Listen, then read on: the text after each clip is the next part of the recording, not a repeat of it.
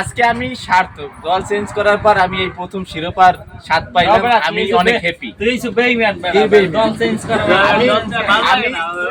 আমার ব্রাজিল দল ভালো লাগে না, কারণ আমি ঠকতে হতাশ। আজকে আমার অনেক খুশির দিন। আমি অনেক হ্যাপি অনেক। We are happy. তোমরা চলে আসো আর্জেন্টিনায়। আমরা যদি মির্জাপুর না দেখে থাকি, বাস্তবে মির্জাপুর হইলে নাইট বাস্তবে মির্জাপুর হইলে নাই। ঠিক আছে, চলে আসো তোমরা আর্জেন্টিনায় চলে আসো। ভাই তোমরা কিছু বলবা না কাকু?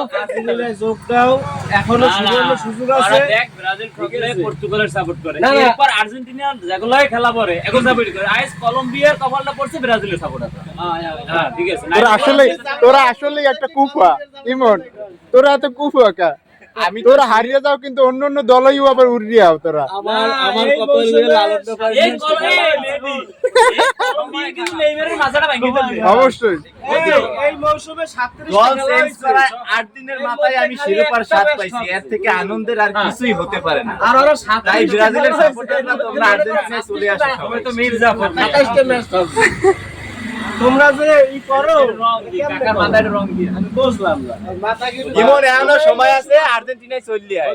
কারণ এই আজকে কাপ পাইছে, তুই নিশ্চয়কে দেখছো। ব্রাজিল কাপ পাইছে, তুই দেখো না। ও খেলা আমি নিশ্চয় দেখি না।